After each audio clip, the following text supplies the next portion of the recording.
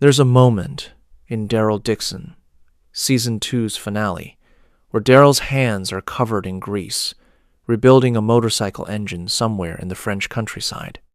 And if you've been watching since Season 1, you recognize that gesture. The same careful maintenance, the same focused silence, the same way Daryl's always communicated through his hands when words failed him. But here's what gets me. In Season 1, Daryl was working on Merle's motorcycle in that Atlanta camp, proving his usefulness to a group that barely wanted him there. In France, he's teaching Laurent, a kid who calls him family, how engines work, how things broken can be fixed. Same hands, same gesture, completely different man. And when Laurent asks, "Will you stay?" Daryl goes silent. Not the defensive silence of Season 1, but something heavier. The silence of someone who spent over a decade learning that staying matters, that leaving costs something, that the people who need you might be the very thing giving your life meaning. It's the same silence Carol received in Season 10 when she asked him to come back from the woods. Tonight, let's trace how Daryl Dixon, the man who started as Merle's shadow, who couldn't articulate a feeling to save his life, became the moral compass that strangers cross oceans to find. Season 1. Daryl Dixon enters The Walking Dead as Merle's younger brother. And that's not just his introduction, it's his entire identity.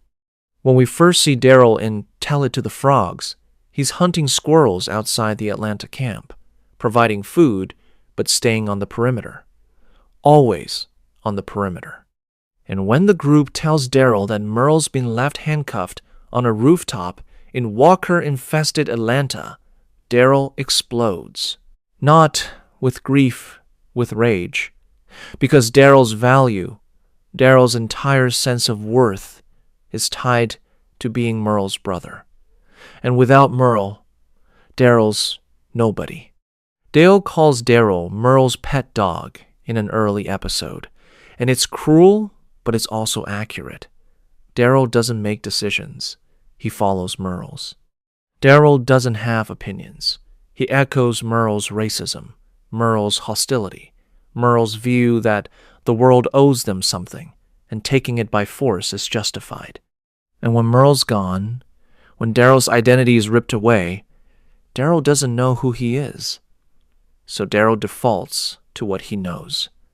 Utility. Being useful. Providing. Hunting squirrels. Tracking. Surviving alone, because alone is all Daryl's ever really been, even when Merle was there. The emotional anchor here is devastating. Daryl's worthlessness was internalized from childhood.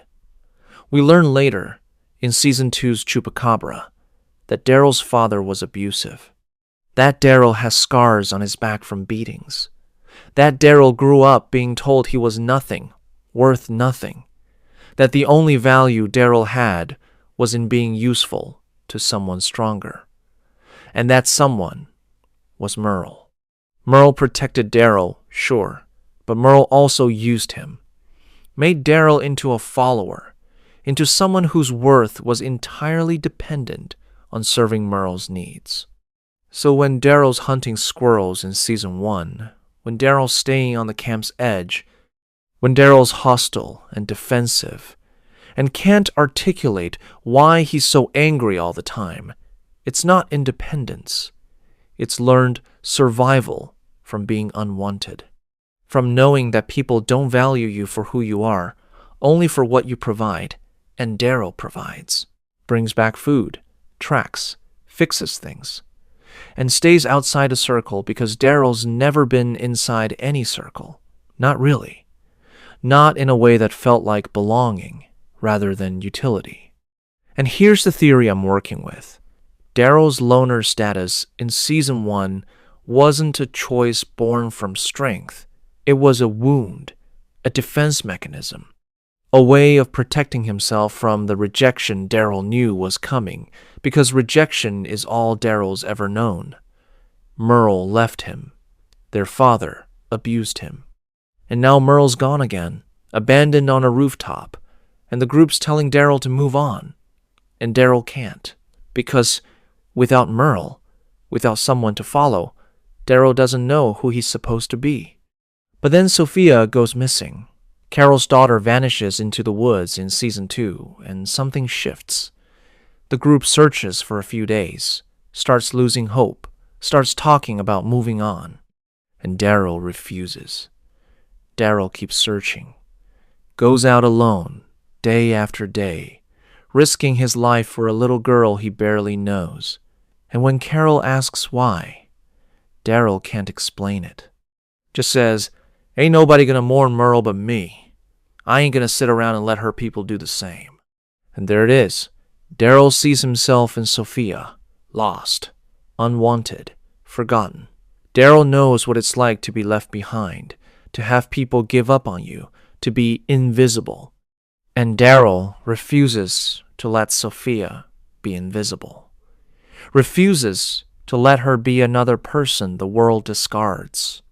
And that choice, that decision to keep searching when everyone else has moved on, that's the first glimpse of who Daryl could be. Not Merle's shadow, not the hostile loner proving his worth through utility, but someone who cares. Someone who sees the vulnerable and protects them not because it's useful, but because it's right. How many of us mistake isolation for strength when it's really just old wounds protecting themselves? How many of us stay on the perimeter not because we want to be alone, but because we're afraid of what happens when we step inside the circle and people see who we really are? Daryl's hands in Season 1 are always working, skinning squirrels, maintaining weapons, fixing bikes, but never reaching out, never asking for help, never admitting need. Because admitting need means admitting you're not entirely self-sufficient. And if you're not self-sufficient, if you need people, then people can hurt you. And Daryl's been hurt enough. So Daryl stays outside, stays useful, stays alone, and tells himself it's strength, when really it's just survival, the only kind Daryl knows. Season 2 is where we start to see who Daryl could be when he's not performing utility for someone else. When he's not Merle's brother or the group's hunter, but just Daryl, making choices based on what Daryl values. And what Daryl values, it turns out, is the people everyone else has stopped valuing. The search for Sophia becomes Daryl's obsession. While others are settling into Herschel's farm, planning long-term survival, Daryl's out in the woods every day tracking. And when Daryl falls off a cliff in Chupacabra, gets impaled by his own arrow, hallucinates Merle mocking him, Daryl climbs back up, bleeding, delirious, determined. And when Daryl makes it back to the farm and Andrea nearly shoots him thinking he's a walker, Daryl just shrugs it off. Doesn't want comfort, doesn't want attention, just wants to keep searching. And then there's the Cherokee Rose scene. Carol's breaking down, losing hope that Sophia's alive, and Daryl finds her. Offers her a Cherokee rose, a white flower that, according to legend, grew along the Trail of Tears to give hope to mothers who'd lost children. And Daryl tells Carol the story, quietly, gently. It's one of the first times we see Daryl be soft, be vulnerable, be something other than hostile or useful. "I'm not fool enough to think there's any flowers blooming for my brother," Daryl says. "But I believe this one bloomed for your little girl." And Carol's face hope mixing with grief and Daryl's hands offering the flower, that's the first time Daryl reaches out instead of pulling away. The first time Daryl connects with someone not through utility but through care, through shared loss, through recognizing that Carol's pain is something Daryl understands, even if Daryl can't articulate why. The emotional anchor is that Daryl's value is shifting from utility to care, from being needed for what he provides to being needed for who he is. And Daryl doesn't understand that yet. doesn't know how to process that people might value him beyond his tracking skills or his hunting ability. But Carol sees it. Carol sees that Daryl's searching for Sophia not because it's useful, but because Daryl cares. Because Daryl sees himself in Sophia lost, overlooked, worth saving, even when everyone else has given up. And then later in Season 2, when the group's debating what to do with Randall, when Shane's pushing to execute him and Rick's hesitating, Daryl speaks up, says, "I ain't nobody's bitch." And it's directed at Shane, at the group, but also at the ghost of Merle, at the idea that Daryl's just following whoever's strongest. Daryl's making his own choices now, thinking for himself. And Daryl's choice is to side with Rick, not because Rick's the leader, but because Rick's trying to do the right thing, trying to maintain humanity in a world that's lost it. The pattern forming here is crucial. Daryl's first real connection, his bond with Carol, is formed through shared loss, not shared strength. They're not bonding over survival skills or tactical planning. They're bonding over grief, over knowing what it's like to lose people, over recognizing that the world's brutality doesn't mean you have to become brutal. That caring, even when it costs you, even when it doesn't change the outcome, that caring still matters. And my theory is that Daryl's learning something fundamental in Season 2. Being needed emotionally is different than being used practically. Merle used Daryl. The group in Season 1 used Daryl's skills. But Carol needs Daryl, not for what he can do, but for who he is, for the fact that Daryl won't give up, won't stop caring, won't let Sophia be forgotten. And that need, that emotional connection, it's something Daryl's never experienced before. And it's terrifying. Because emotional connections can't be controlled through utility. You can't guarantee someone will keep caring about you by being useful. You have to risk being cared about for yourself. And Daryl's never done that. Never believed he was worth caring about beyond what he could provide. So when Daryl's hands offer Carol that Cherokee rose, when Daryl's fingers are gentle instead of closed into fists, when Daryl reaches out instead of pulling back, that's the first crack in Daryl's armor. The first sign that Daryl's evolving from Merle's shadow into someone who might, possibly, believe he's worth more than just utility. Worth caring about, worth belonging to something. And Daryl doesn't understand it yet, doesn't trust it. But Daryl's trying, and trying, for Daryl, that's everything.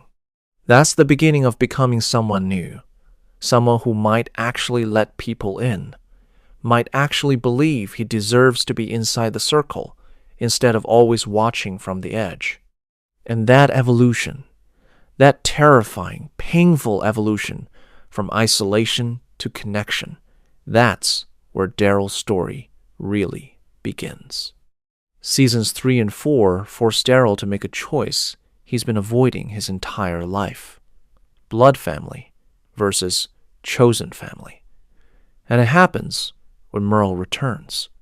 After a full season of Daryl building connections with Rick's group, after Daryl's found purpose in protecting people, after Daryl started to believe maybe he's worth more than just being Merle's little brother, Merle shows up, working for the governor, hostile, violent, exactly the same as he's always been, and Daryl's torn. In Season 3's Made to Suffer, when Daryl and Merle reunite in Woodbury, Daryl's first instinct is relief. "I just want my brother back," Daryl tells the group. And you can hear it, the regression, the return to being Merle's little brother, the follower, the shadow. Because Merle's the only family Daryl's ever had by blood, the only person who protected Daryl when their father was beating him, the only constant in Daryl's childhood. And family, even toxic family, even family that uses you, that's hard to walk away from. So Daryl leaves, When Rick's group and the governor's group clash, when tensions explode, Daryl chooses Merle, walks away from Rick, Carol, the people Daryl's been protecting. And you can see the pain on Carol's face, the betrayal, because Carol thought Daryl had changed, thought Daryl had chosen them. But Daryl's choosing blood, choosing the familiar, choosing the brother who's hurt him over and over, but who Daryl can't let go of. Except Daryl comes back. Before Merle dies, before anything forces Daryl's hand, Daryl comes back. Because Daryl realizes something crucial. Merle's his brother by blood, but Rick's group is his family by choice. And chosen family. People who value you for who you are rather than what you provide or what you owe them. That's stronger than blood. That's real. And then Merle dies. Season 3, This Sorrowful Life. Merle tries to assassinate the governor to protect the group, gets bitten, turns, and Daryl finds him as a walker, has to put him down, and Daryl breaks, sobs while stabbing Walker Merle over and over, not just killing the walker, but killing the last piece of Daryl's old identity, the last connection to who Daryl used to be. The emotional anchor is shattering. Daryl's first major identity choice is brother by blood versus family by choice. And Daryl chooses family. But that choice costs Daryl the last person who knew him before the apocalypse. The last person who connected Daryl to his childhood, his past, his identity as Merle's little brother. And Daryl has to bury that, literally and figuratively. Daryl digs Merle's grave alone, won't let anyone help, won't let anyone see him grieve, because Daryl's still learning how to accept comfort, still learning that grieving alone isn't strength, it's just habit. And my theory is that Merle's death freed Daryl, but also removed his last excuse for emotional distance. While Merle was alive, Daryl could always fall back on, I'm Merle's brother, I'm a Dixon, I don't need anyone. But with Merle gone, that excuse dies too. Daryl can't hide behind being Merle's shadow anymore, can't use family loyalty as a reason to keep people at arm's length. Daryl has to decide who he is without Merle. And what Daryl decides, slowly, painfully, is that he's someone who protects people, someone who cares, someone who's choosing, actively choosing, to be part of something bigger than himself. And there's this moment in Season 4, after the prison falls, when Daryl's with Beth and they're surviving alone in the woods. And Beth asks Daryl what he did before the apocalypse. And Daryl won't answer, just says he followed Merle around. That's it. No job, no dreams, no identity beyond being Merle's brother. And Beth realizes that Daryl's never had to figure out who he is without Merle defining it for him. And now Merle's gone, and Daryl's lost. Not just physically lost in the woods, but existentially lost. Trying to figure out who Daryl Dixon is when he's not Merle's little brother. When he's not following someone stronger. When he's just Daryl. When did Daryl actually choose?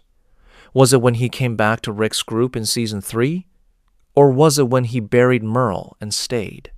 Because there's a difference between choosing in a moment of crisis and choosing to stay after the crisis is over.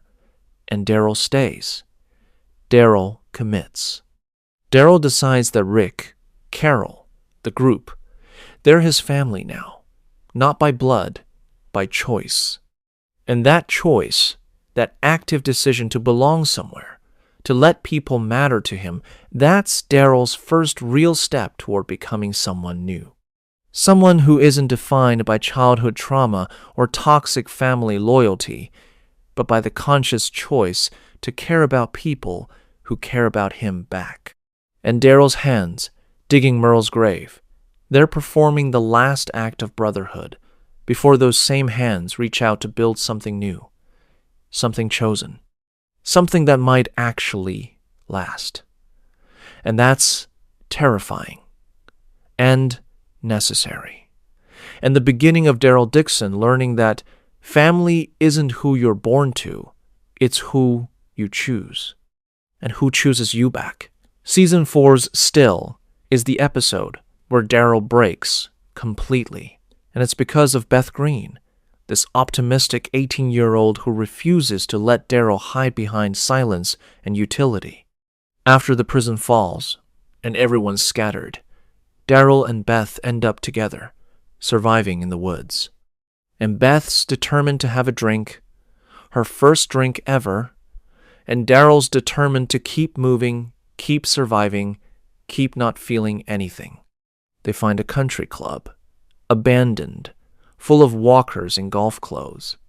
And Beth finds peach schnapps, wants to drink it, and Daryl smashes the bottle, says it's too nice for her first drink, takes her to a moonshine shack instead, the kind of place Daryl grew up around, the kind of place that reeks of his childhood, and they drink. And Beth starts asking questions, and Daryl starts deflecting, and then Beth calls him out. "You don't get to treat me like crap just because you're afraid," Beth says. And Daryl explodes, yells at Beth, says he's nobody, says before the apocalypse he just followed Merle around, did what he said, that Daryl was nothing, is nothing. And Beth, this kid who barely knows him, she refuses to accept that, refuses to let Daryl believe his own worthlessness. And Daryl breaks down, sobs, admits things he's never said out loud about being a dumb hick, about never being good enough, about being afraid he's exactly what his father and Merle always told him he was. And then they burn the moonshine shack, Daryl's idea, burning down a piece of his past, destroying the physical space that represents everything Daryl's trying to escape. And they sit outside and watch it burn, and Beth says, "We need more of that. Fun. We need to do more fun things." The emotional weight here is crushing. Beth taught Daryl that vulnerability isn't weakness, that you can be soft, can admit fear and pain and worthlessness, and still survive. That opening up doesn't destroy you. It might actually be what saves you. And Daryl, who spent his entire life equating emotion with weakness, who's built walls so thick nobody could get through, Daryl lets Beth in, lets her see him break, lets her see the parts of himself Daryl's been hiding since childhood. And the theory I'm working with is that Beth saw Daryl as good before Daryl saw himself that way. Beth looked at this hostile, defensive survivor who couldn't articulate a feeling and saw someone worth saving. Saw someone who cared deeply but didn't know how to show it. Saw someone whose silence wasn't apathy but protection from being hurt again. And Beth refused to accept Daryl's self-hatred, refused to let Daryl hide. But then Beth dies. Season 5. Coda. Beth's in Grady Memorial Hospital, and the group's negotiating her release, and Beth stabs Dawn with scissors, and Dawn shoots her reflexively. And Beth dies. And Daryl carries her body out. And the look on Daryl's face, devastation, mixed with disbelief, because Beth was supposed to survive. Beth was hopeful. Beth believed in good things. And the world killed her anyway. And Daryl nearly breaks again, goes quiet, won't talk about Beth, won't talk about anything, just shuts down, because Beth's death nearly destroyed Daryl. Not just because he cared about her Daryl's lost people before, but because Beth represented the possibility that Daryl could be seen as good, that Daryl's worth wasn't conditional on utility or survival skills. Beth valued Daryl for who he was, for his capacity to care, for the fact that underneath all the hostility and silence, Daryl was someone trying desperately to be better than his childhood told him he could be. And the pattern's becoming clear. Every person Daryl loses teaches him a different aspect of connection. Sophia taught him empathy, taught him to see the vulnerable and protect them. Merle taught him choice, taught him that family is what you choose, not what you're born into. Beth taught him vulnerability, taught him that breaking down doesn't mean breaking, that admitting pain is strength, not weakness, and each loss carves Daryl deeper, makes him more capable of connection but also more terrified of it. Because connection means loss, means grief, means caring about people knowing they might die and there's nothing you can do to stop it. So Daryl's hands holding Beth's body, they're learning something terrible. That care includes grief. That protecting people doesn't guarantee you can save them. That loving someone. And yeah, Daryl loved Beth. Maybe not romantically, but definitely loved her. That loving someone means accepting. You might have to carry their body out of a hospital and bury them and live with the fact that you couldn't save them no matter how hard you tried. And that's the cost of connection, the price of letting people in, and Daryl's paying it, learning it, and deciding, somehow, to keep trying anyway. To keep caring even when caring costs everything. And that's not weakness. That's the bravest thing Daryl's ever done. Choosing to stay open even after Beth. Choosing to keep being vulnerable even when vulnerability led to this kind of pain. And Daryl's hands, empty now, they're still reaching, still trying, still believing that maybe, despite everything, connection is worth the cost, even when the cost is this high. Seasons 6 through 8, the Savior War.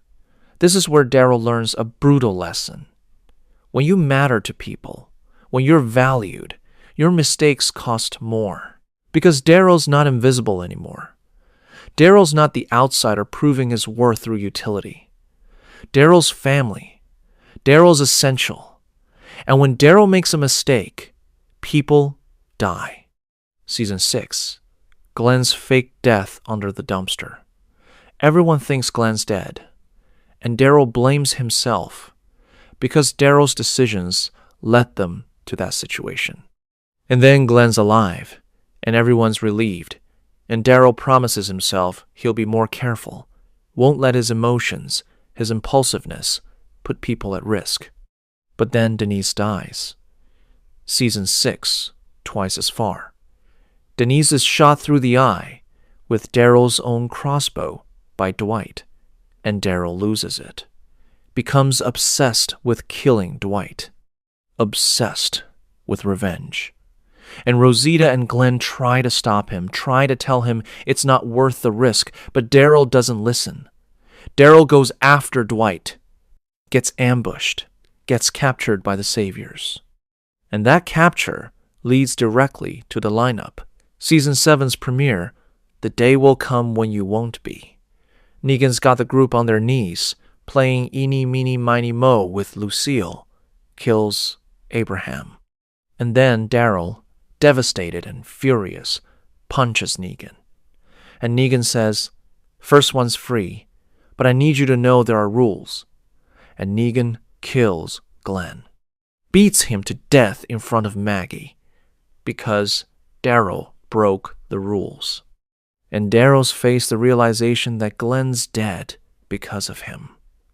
That Daryl's impulsive punch, Daryl's inability to control his rage, that cost Glenn his life, cost Maggie her husband, cost the group one of their best people, and it's Daryl's fault. The emotional anchor is devastating. Daryl learning that being valued means your choices affect people you love. When Daryl was invisible, when Daryl was just the useful hunter on the periphery, Daryl's mistakes only affected him. But now Daryl matters. Daryl's family.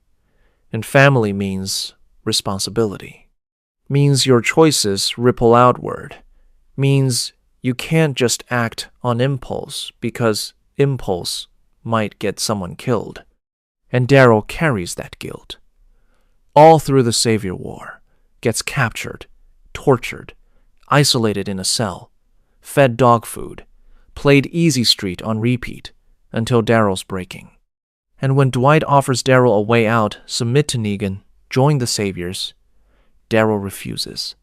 Because Daryl would rather suffer than betray his family, would rather endure torture than become what Negan wants him to be. And when Daryl finally escapes, when he's back with the group, Rick tells him, it's not your fault. Tells Daryl that Glenn's death, the lineup, all of it, that's on Negan, not on Daryl. But Daryl doesn't believe it. Daryl can't forgive himself. And Daryl becomes even more reckless during the war, more willing to put himself in danger. Like Daryl's trying to make up for Glenn's death by risking his own life over and over. Like Daryl's punishing himself.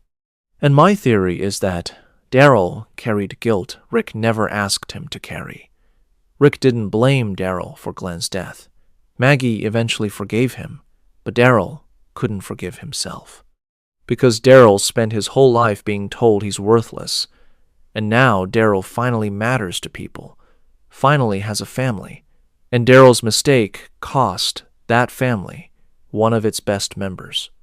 And Daryl can't reconcile that. Can't accept that being valued also means being fallible.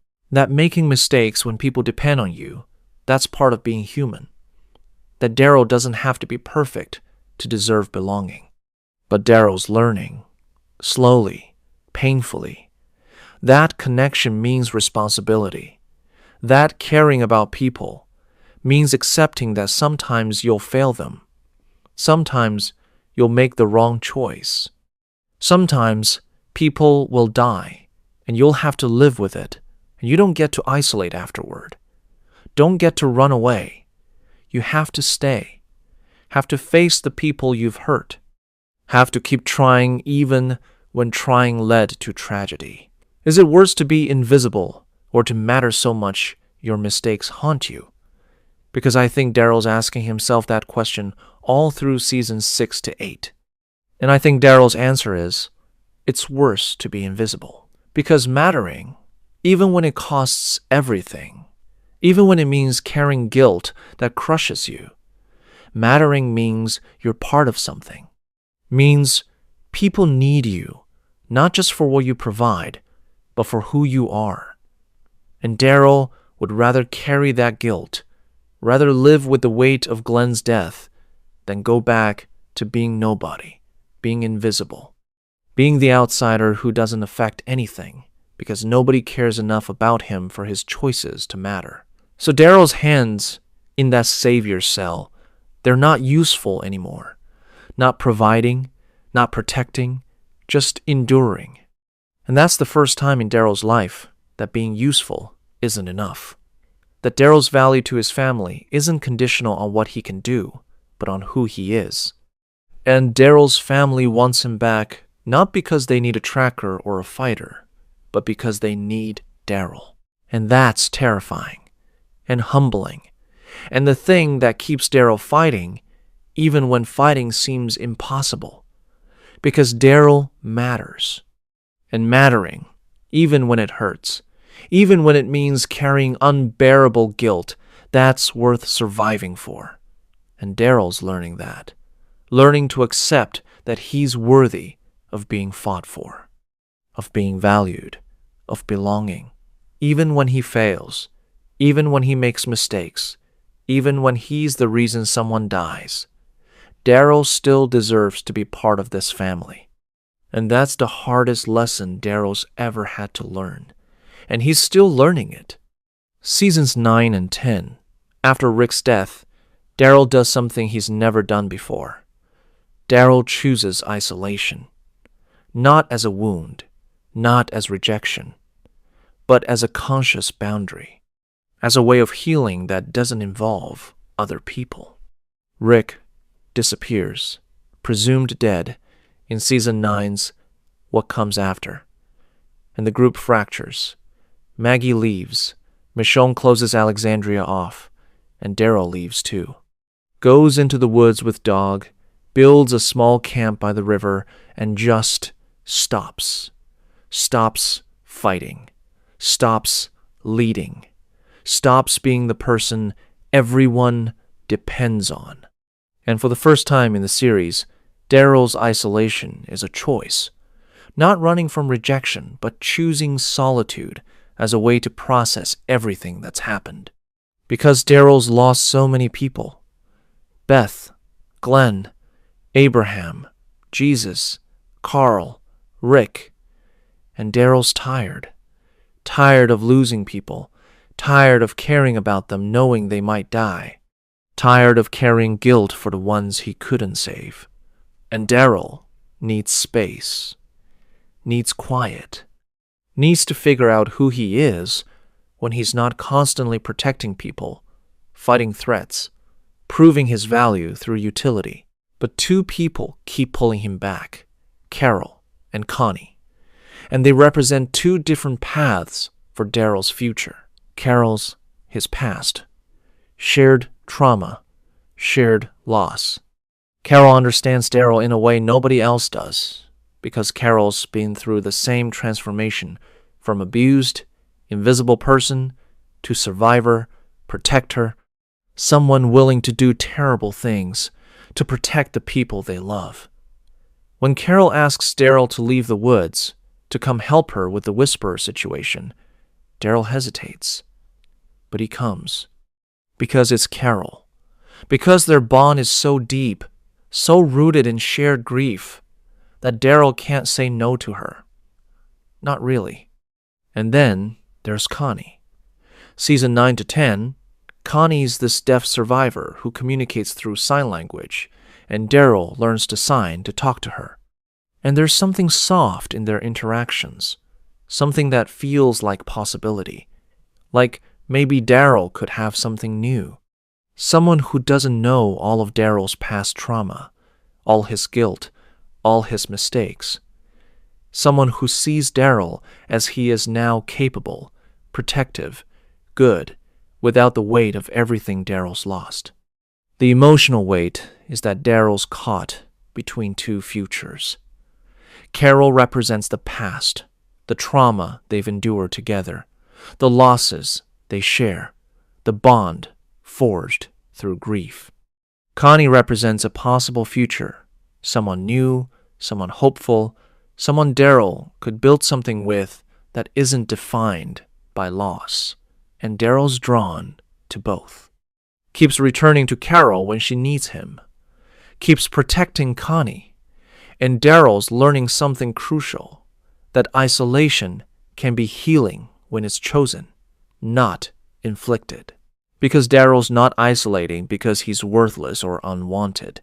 Daryl's isolating because he needs space, needs to process, needs to figure out what he wants, instead of constantly reacting to what other people need. And that's growth. That's Daryl recognizing that his needs matter too. That taking time for himself isn't selfish, it's necessary. But then the Whisperer War happens. Alpha, Beta, the cave collapse where Connie and Magna get trapped, and Daryl blames himself again, searches for Connie obsessively, can't find her. And Carol's guilt, Carol's recklessness, that nearly destroyed their friendship. Because Carol's choices led to the cave collapse, led to Connie being lost, and Daryl's furious with Carol. Tells her she's not thinking clearly, that her need for revenge against Alpha is putting everyone at risk.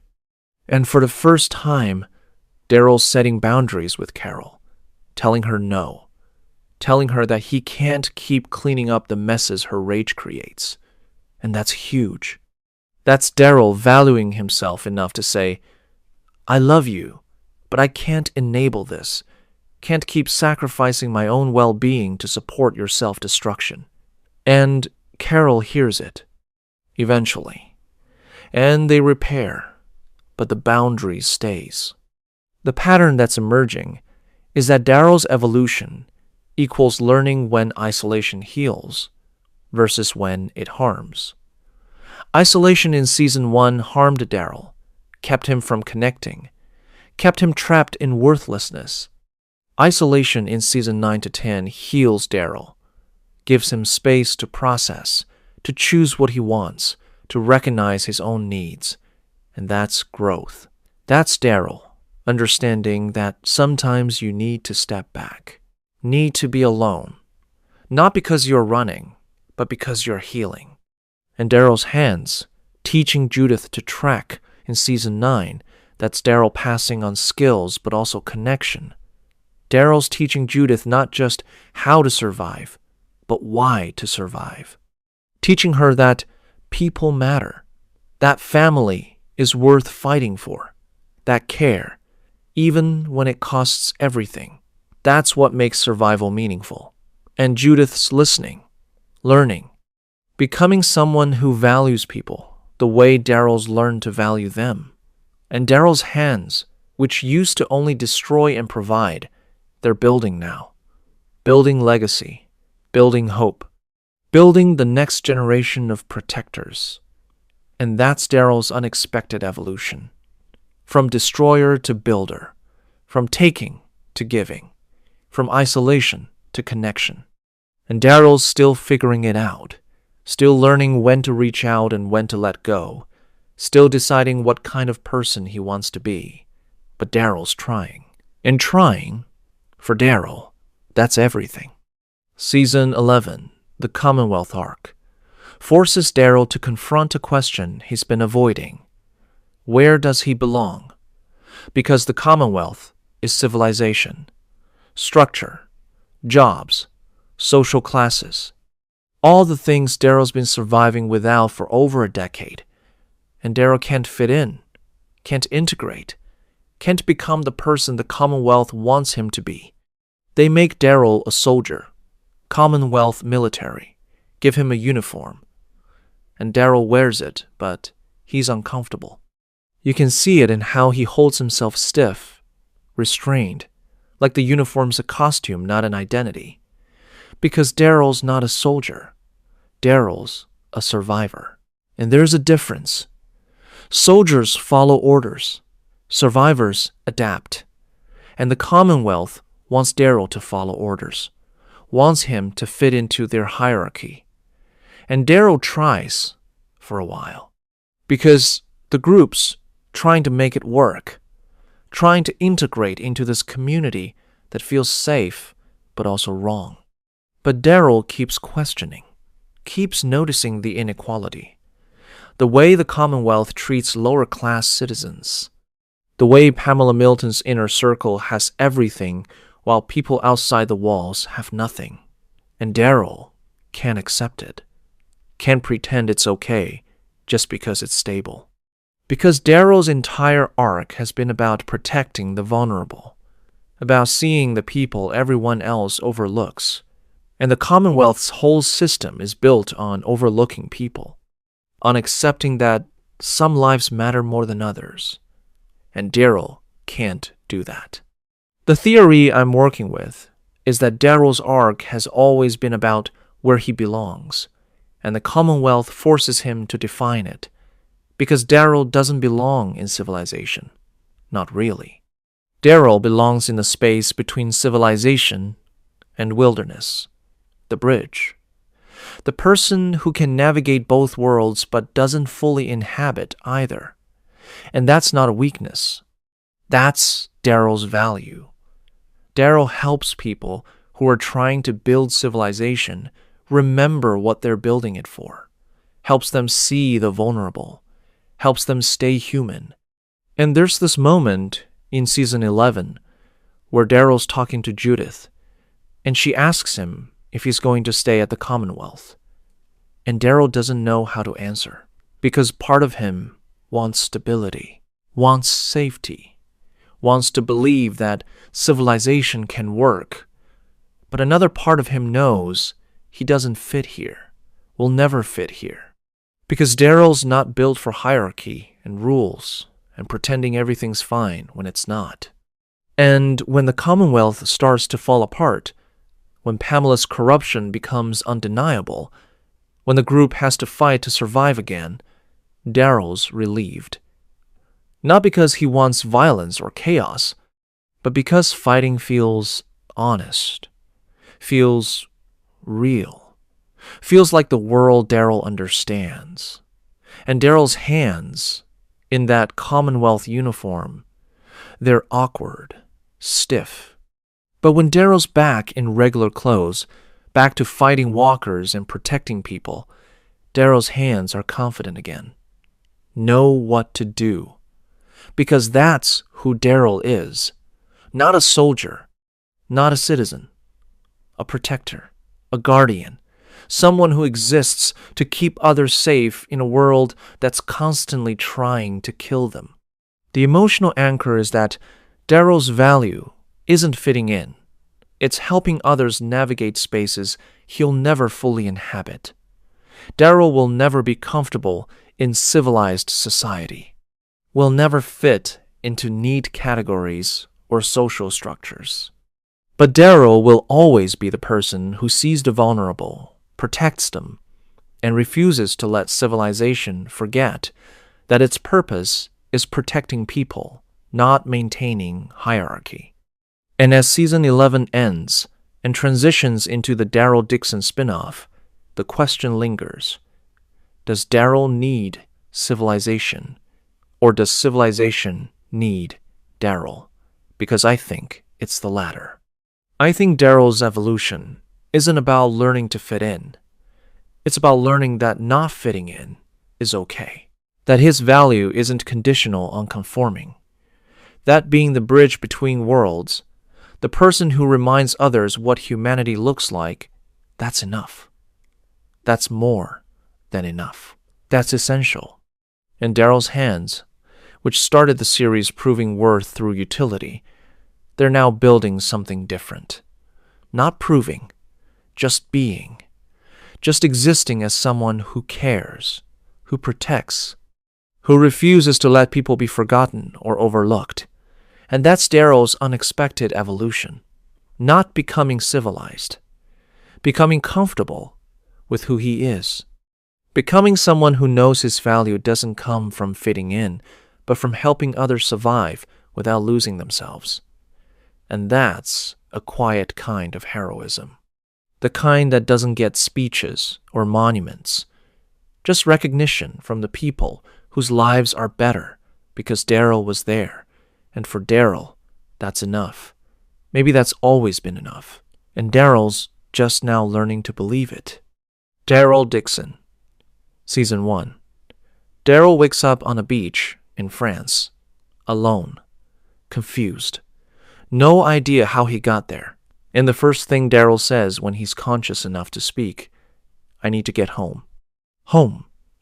For someone who spent most of his life without a home, who lived on the periphery, who didn't believe he belonged anywhere, Daryl's first instinct is to get back to his people. Back to Alexandria, to Judith, to RJ, to Carol, to the family he's chosen. And that tells you everything about who Daryl's become. Not a loner, not someone who runs when things get hard, but someone whose identity is rooted in the people who need him, who chose him, who made him family. But Daryl's stuck in France. And Laurent, this kid who's been raised by nuns, who's supposedly special, who the community believes might be humanity's hope, he meets Daryl and says, God sent you. And Daryl's uncomfortable with that. Doesn't believe in God. Doesn't believe in destiny. Just believes in survival. In protecting people. In doing what's necessary. But the theory I'm working with is that Daryl, stripped of community, reveals who he is without found family. And he's still a protector. Daryl doesn't know these people. Doesn't speak their language fluently. Doesn't understand their culture. But Daryl sees Laurent, sees Isabel, sees people in danger, and Daryl can't leave. Can't abandon them, even though Daryl's desperate to get home, because protecting people isn't conditional on language or culture or familiarity. It's who Daryl is, core identity, not situational, not dependent on being part of a specific group, just fundamental. And Daryl immediately bonds with Laurent despite the barriers, teaches him to fight, teaches him to survive, and Laurent asks questions Daryl's never had to answer before. Like, why do you protect people? And Daryl doesn't have a good answer, just says, because someone's gotta, which is such a Daryl response. Not philosophical, not heroic. Just matter of fact. Someone's got to protect people. Might as well be Daryl. But the emotional weight is crushing. Daryl's core identity isn't loner anymore. It's guardian. And being separated from his people, being stranded across an ocean from the family he's spent over a decade building, that's torture for Daryl. Not because Daryl can't survive alone. Daryl's always been able to survive alone. But because Daryl doesn't want to anymore. Doesn't want isolation. Wants connection. Wants home. And home is people. Is family. Is the place where Daryl belongs. And there's this moment in season 1 where Daryl's talking to Isabel and she asks if he has family back home. And Daryl says yes, doesn't hesitate, doesn't qualify it, just yes, family. And Isabel asks if they're his by blood. And Daryl says, does it matter? And it doesn't, because Daryl's learned that family is choice, is care, is people who value you and who you value back. Blood has nothing to do with it. But then Laurent gets attached, starts seeing Daryl as a father figure, starts relying on Daryl. And Daryl's torn, because Daryl wants to get home, wants to get back to Judith and RJ. But Laurent needs him. And Daryl spent his whole life being the person who stays when others need him, who protects the vulnerable, and Laurent's vulnerable. Laurent's a kid who believes Daryl was sent by God to save him. And Daryl can't just abandon that, can't just walk away. So who is Daryl without Carol, Rick, Judith, without the people who've defined his identity for over a decade? And the answer is the same person, still a protector, still someone who sees vulnerability and can't walk past it. Still someone whose hands build, fix, and teach, because that's how Daryl shows care, through action, through utility. But now, the utility comes from choice, not from needing to prove worth. Daryl doesn't need to prove anything to Laurent or Isabel. Daryl's helping them because Daryl wants to, because it's right, because someone's gotta. And Daryl's hands, teaching Lauren to fight, they're repeating patterns from Alexandria, from teaching Judith and RJ, from building the next generation of survivors, but this time across an ocean. This time with strangers who become family, just like everyone else Daryl's ever cared about. Because Daryl's unexpected evolution isn't about location, isn't about specific people. It's about recognizing that Daryl's purpose, protecting the vulnerable, teaching them to survive, giving them hope that purpose travels, crosses, oceans, speaks any language. And Daryl's still figuring out what that means, still deciding if purpose is enough, or if Daryl needs home, needs his original family, needs the people who know him fully. And Daryl doesn't have an answer yet. But Daryl's trying, and trying, for Daryl, that's still everything. Daryl Dixon, Season 2. Carol arrives in France, and everything shifts.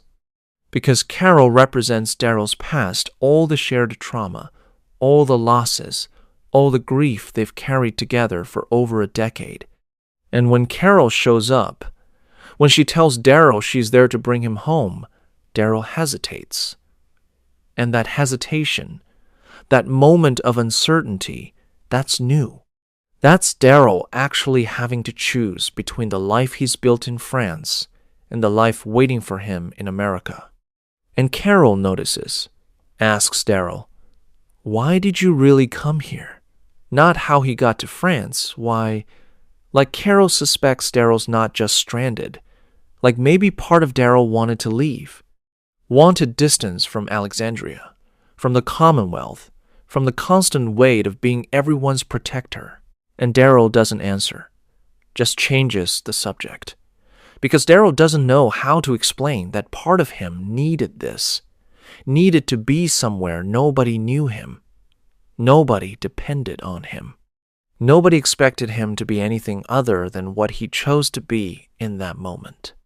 The theory I'm working with is that Carol represents Daryl's past shared trauma, loss, guilt, and Laurent represents a possible future hope, renewal, purpose without the weight of everything Daryl's lost. And Daryl's conflict isn't about America versus France. It's about whether Daryl's value is healing others or being healed himself. Because Daryl spent 10 years helping Carol survive her grief, helping her process Sophia's death, Lizzie and Mika's deaths, everything Carol's lost, and Daryl's been there. Constant, unwavering, Carol's anchor. But who's been Daryl's anchor? Who's helped Daryl survive his grief? Beth's death, Glenn's death, Rick's disappearance, all the people Daryl couldn't save, all the guilt Daryl carries. Who helped Daryl process that? And I think the answer is nobody. Not really. Daryl spent so long being everyone's protector that Daryl doesn't know how to be the one who needs protection, doesn't know how to ask for help, doesn't know how to admit he's drowning under the weight of all this loss and guilt and responsibility. And France, Laurent, Isabel, maybe they represent Daryl's chance to be someone new, someone without all that history, someone who can just be present, who can protect without carrying the ghosts of everyone he's failed. But Carol's here now, and Carol knows Daryl, knows his silences, knows when Daryl's hurting, even when Daryl won't admit it. And Carol's asking Daryl to come home, to come back to the people who need him, who miss him, who love him. And Daryl wants to. Part of Daryl desperately wants to go home, but another part is afraid. Afraid that going home means going back to being everyone's protector, everyone's anchor, everyone's reliable Daryl who never breaks, never needs, never asks for anything. And there's this moment where Daryl's hands are caught, between Carol reaching for him and Laurent holding on to him, past and future, trauma and hope. And Daryl's frozen. Because for the first time in his life, Daryl's choosing isn't about what's right or what's necessary. It's about what Daryl wants, what Daryl needs. And Daryl doesn't know, has never been allowed to prioritize his own needs, has always put others first. And now Daryl has to decide, does he owe it to his original family to come home? Or does he owe it to himself to stay where he might actually heal? The pattern's clear. Daryl's relationships have always been about saving others. Saving Sophia, saving Carol, saving Beth, saving Judith, saving everyone except himself. And France is forcing Daryl to ask, what does Daryl need? Not what does the group need from Daryl? Not what can Daryl provide? But what does Daryl, as a person, as someone with his own trauma and grief and unprocessed pain, what does Daryl need to survive, not just physically, but emotionally? And the counter theory is that maybe Daryl's learned he can't save everyone, can only choose who to try for, can only protect the people in front of him. And Laurent's in front of him now. Laurent needs him, and Daryl's choosing, in this moment, to be there for Laurent, even if it means delaying going home, even if it means making Carol wait, even if it means prioritizing a stranger's need over his family's want. And maybe that's growth. Maybe that's Daryl, recognizing that he's allowed to make choices based on present need rather than past obligation. That loving Carol, loving his family, doesn't mean Daryl has to sacrifice his own well-being to serve theirs. That Daryl can say, I need more time, and still be worthy of their love. Still be worthy of belonging. Still be family. Or maybe it's avoidance. Maybe Daryl's using Laurent as an excuse to delay facing the grief waiting for him in America. The memories of Rick.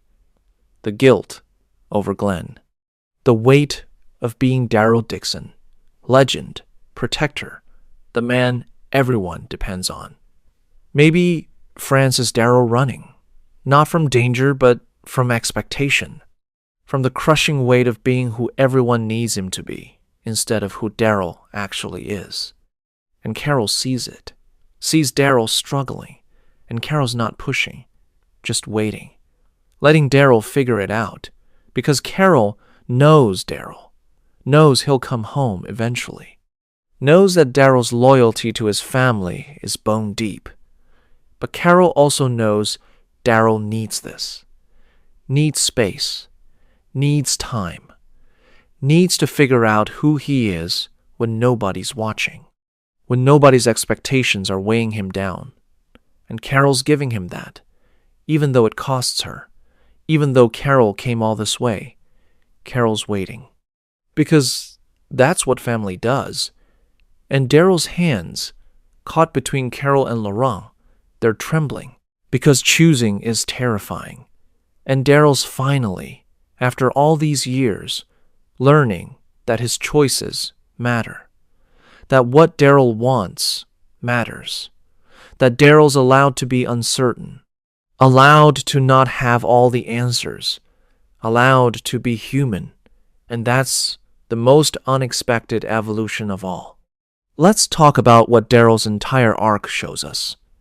Daryl Dixon's unexpected evolution is becoming an anchor for others, while learning he deserves anchoring too. Daryl started as Merle's shadow. Racist, hostile, couldn't articulate a feeling, believed he was worthless, and Daryl became the person communities can't function without, the moral compass, the protector. The man strangers cross oceans to find when they need help. And Daryl's legacy isn't blood, isn't biological family. It's the children who survived because Daryl cared. Sophia Daryl didn't save her, but Daryl tried harder than anyone. Beth, Daryl couldn't protect her, but Daryl showed her she was worth protecting. Lydia Daryl gave her a home when everyone else saw her as the enemy's daughter. Judith Daryl taught her to survive, to track, to be strong but also kind. RJ too young to remember Rick, but Daryl's making sure RJ knows who his father was. Laurent a kid across an ocean who calls Daryl family because Daryl chose to protect him. That's Daryl's legacy. Not violence, not survival, care. The active choice to protect vulnerable people even when protecting them costs everything. Even when Daryl can't save them all. Even when caring means grieving, Daryl keeps choosing to care, keeps choosing to protect, keeps choosing to be the person who doesn't give up on people even when everyone else has. And the theory is that Daryl began believing he was worthless and became a person communities can't function without. Not because Daryl became useful. Daryl was always useful. But because Daryl became someone who cares, who sees the vulnerable, who refuses to let people be invisible. And in a world where survival often means becoming brutal, becoming numb, becoming someone who stops seeing other people as people, Daryl's refusal to stop caring, that's revolutionary. That's what makes Daryl essential. But here's the thing. Daryl's still learning he deserves anchoring too. Daryl spent over a decade being everyone's anchor, everyone's protector, everyone's reliable constant. But who anchors Daryl? Who protects Daryl? Who makes sure Daryl's okay when Daryl's drowning under the weight of all this responsibility and guilt and unprocessed grief? And I think that's what Franz represents. A chance for Daryl to be protected instead of always being the protector. Isabel protects Daryl. Laurent needs Daryl, but also gives Daryl purpose that isn't rooted in past trauma. The community in France, they value Daryl not because they know his history, but because they see who he is now. And that's different. That's Daryl getting to be someone new, someone without the weight of Glenn's death, without the guilt of Beth, without the constant expectation that Daryl will sacrifice anything, endure anything, give up anything to keep others safe. And Daryl's hands, always building, always fixing, always protecting. Maybe they're finally learning to reach for help too, learning that needing people isn't weakness. That being protected, being cared for, being allowed to be vulnerable, that's not betraying who Daryl is. That's completing who Daryl is, because Daryl's worth protecting too. Daryl deserves to be cared for. Daryl deserves to have people fight for him the way he's fought for everyone else. And maybe that's the unexpected evolution. Not Daryl becoming less isolated. Not Daryl becoming more civilized. But Daryl becoming someone who believes he's worthy of the care he gives others. Worthy of being fought for. Worthy of being protected. Worthy of being loved, not for what he provides, but for who he is. Because Daryl started as a boy who thought he was nothing, worthless, only valuable if he was useful. And Daryl became a man people cross oceans to find, a man children call family, a man communities build around. Not because Daryl's useful, though he is, but because Daryl cares, because Daryl sees people, because Daryl refuses to let anyone be invisible or forgotten. And that care, that refusal to stop being human, even when the world's trying to make everyone monsters, that's Daryl's true strength. That's Daryl's legacy. And Daryl's hands, which started the series killing walkers and skinning squirrels, proving worth through utility, they're now teaching Laurent how engines work, how to survive, how to care. And those hands are scarred, damaged from years of fighting, but they're also gentle, capable of building, of reaching out, of asking for help, even though asking is terrifying. And that's Daryl's unexpected evolution.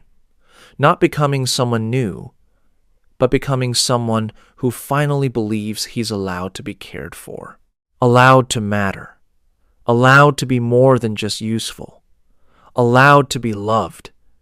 And Daryl's still figuring it out, still learning, still evolving. And maybe that's the point. Maybe evolution isn't a destination, it's a process. And Daryl's still in it, still trying, still becoming. And that's enough. That's more than enough. That's everything. What does Daryl's arc say about found family? About The Walking Dead central thesis that family isn't blood, it's choice. Because Daryl embodies that completely. Daryl had blood family Merle, his father, and both of them hurt him, used him, made Daryl believe he was worthless. Blood family taught Daryl that love is conditional on utility, that you're only valuable if you're useful, that care comes with pain and control and violence. And then Daryl found chosen family. Rick, Carol, Glenn, Maggie, Judith, All the people who valued Daryl not for what he could do, but for who he was. Who saw past the hostility and defensiveness and recognized that Daryl was someone trying desperately to be good despite everything his childhood taught him about his own worthlessness. And chosen family sustained Daryl, gave Daryl purpose, gave Daryl belonging, gave Daryl the thing he'd been searching for his entire life, a place where he mattered, where he was wanted, where he belonged not because of blood obligation, but because people chose him, wanted him, loved him. And Daryl's never been a biological father, has never had his own children. But Daryl's raised more children than most people ever will, all through choice. Sophia, Beth, Lydia, Judith, RJ, Laurent. Every kid Daryl's protected, taught, cared for. That's Daryl choosing to be family, choosing to give these kids what Daryl never had. A protector who sees their worth, who fights for them, who makes them believe they matter. And the theory is that The Walking Dead's Thesis family isn't blood, it's choice. Daryl embodies it completely. Because Merle was blood, and Merle was toxic. Merle used Daryl, made Daryl dependent, made Daryl believe he was nobody without Merle. But Carol, Rick, Judith, they're chosen. And chosen family gave Daryl what blood family never could. Unconditional belonging. Value that isn't tied to utility. Love that doesn't come with control. And when Daryl's in France, when Laurent asks if Daryl will stay, the question underneath is, can you be family with people you've just met? Can you choose new family when you already have family waiting for you somewhere else? And I think Daryl's answer is yes. Yes, you can. Because family isn't exclusive. Loving Laurent doesn't mean Daryl loves Judith less. Protecting Isabel doesn't mean Daryl's abandoning Carol. Family expands, grows, includes new people without erasing the old ones. But here's the question that haunts me. Does Daryl stay in France or return to America? Does it matter if he's still protecting people either way? Because Daryl's belonging isn't location-based, it's purpose-based. Daryl belongs wherever there are vulnerable people who need protecting, wherever there are kids who need teaching, wherever there are communities that need someone to remind them that humanity, that caring about each other, that's what makes survival worth it. So maybe Daryl stays in France, builds a new life with Laurent and Isabel, creates new family while maintaining connection to his original family. Or maybe Daryl goes home, returns to Alexandria, returns to Judith and RJ and Carol and everyone who's been waiting for him. Or maybe Daryl does both, splits his time, remains connected to multiple families across oceans because Daryl's learned that family isn't about proximity. It's about choice. It's about care. It's about showing up for people when they need you.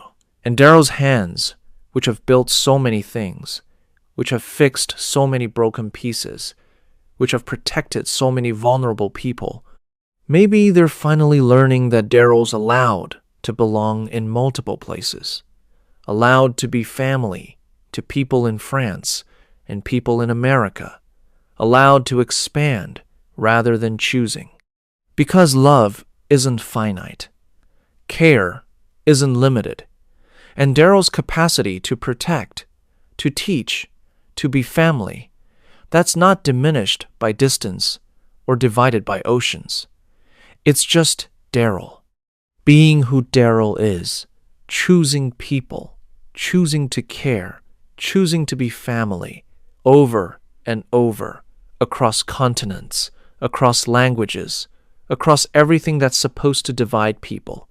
And Daryl's evolution, his unexpected, beautiful evolution, is learning that he's allowed to keep choosing, allowed to keep expanding, allowed to be family to everyone who needs him. Because that's who Daryl is.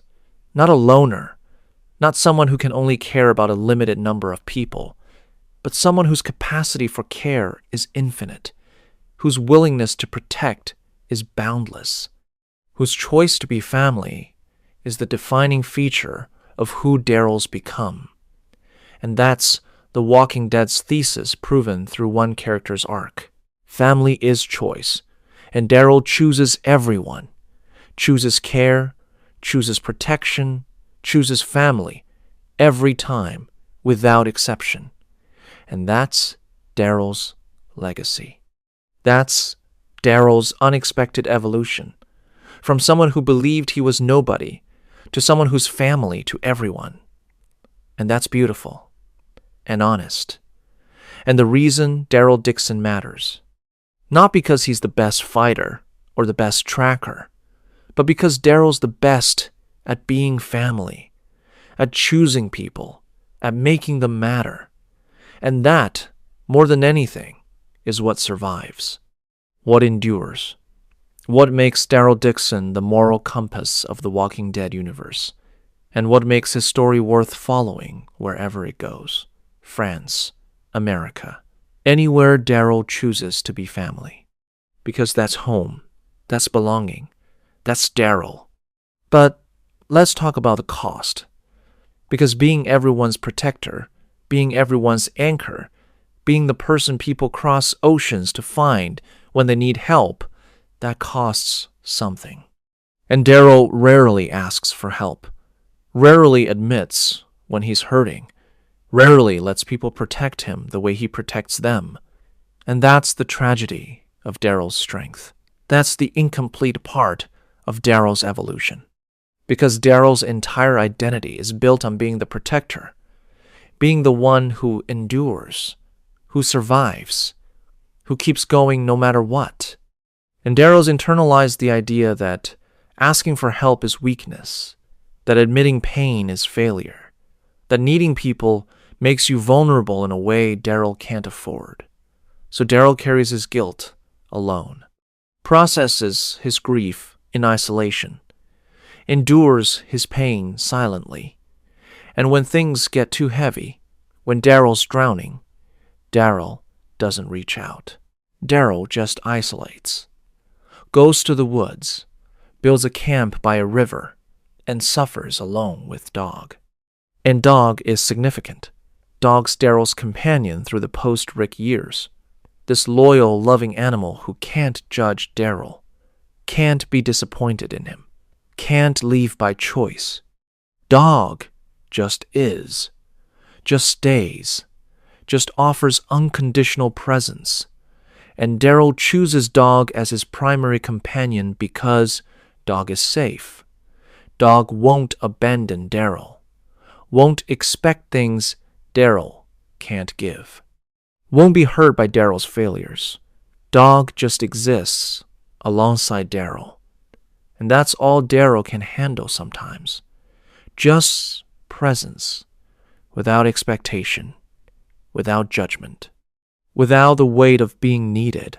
The theory is that Daryl's strength is also his tragedy.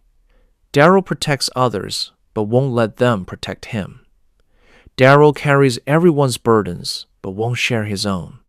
Daryl gives everything to his family, but won't take anything back. And that's not sustainable. That's not healthy. That's Daryl, slowly hollowing himself out through the constant act of giving without ever receiving. And Daryl's evolution is incomplete until he learns that receiving care isn't weakness, that being protected doesn't diminish him, that letting people see his pain, his fear, his guilt, that's not betraying who he is. That's completing who he is. Because humans aren't meant to carry everything alone, aren't meant to be invulnerable, aren't meant to be everyone's anchor without having anchors of their own. But the counter theory is, maybe Daryl's purpose is being the protector. Maybe that's enough. Maybe Daryl doesn't need to be protected because Daryl finds meaning in protecting others. Maybe Daryl's identity, Daryl's value, Daryl's reason for surviving, that's all tied up in being the person others can depend on. And taking that away, asking Daryl to be vulnerable, to need protection, maybe that threatens the very foundation of who Daryl is. And I don't know which is true. I don't know if Daryl needs to learn to receive care or if Daryl's complete as he is. I don't know if being everyone's protector is noble self-sacrifice or slow self-destruction. I don't know if Daryl's isolation after Rick's death was healthy boundary setting or harmful avoidance. And maybe that's the point. Maybe Daryl doesn't know either. Is it noble to sacrifice your needs for others? Or is it just another wound? Is Daryl's constant willingness to put others first strength? Or is it the last remnant of childhood trauma that taught Daryl his needs don't matter? That Daryl's only valuable when he's useful? That caring for himself is selfish? And Daryl's still figuring that out, still learning, still trying to balance being the protector with being a person who deserves protection. And Daryl's hands are still scarred, still damaged from years of fighting, years of building, years of protecting, scars that tell stories that mark every person Daryl's tried to save, every person Daryl's lost, every wound Daryl's endured while protecting others.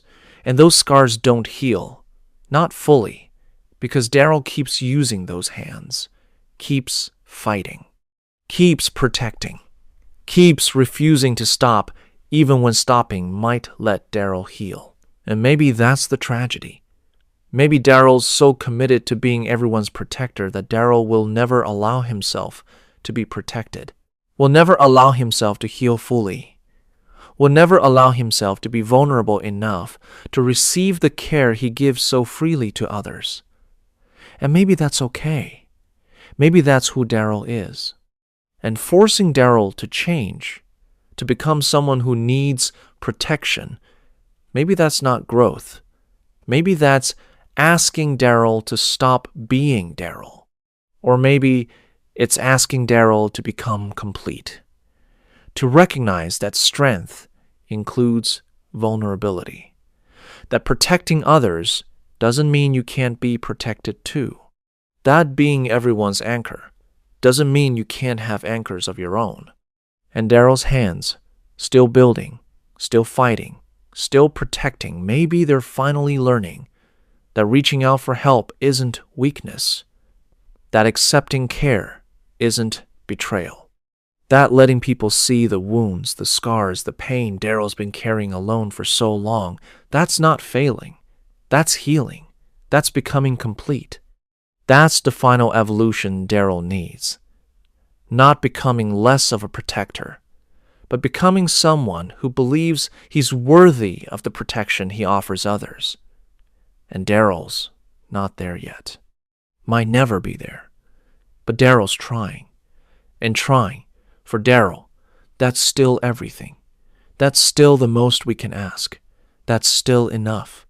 Daryl Dixon's story is still being written. The spin-off's continuing. Season 3 is coming. And that tells us something crucial. Daryl's evolution isn't complete, isn't a destination. It's an ongoing process, a journey that doesn't have a clear endpoint.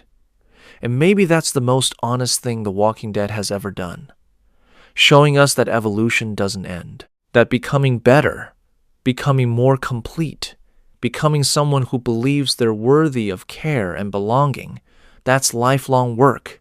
Work that doesn't finish just because you've made progress. Because Daryl's come so far. From Merle's shadow to the moral compass of multiple communities. From someone who couldn't articulate a feeling to someone who mentors children across oceans.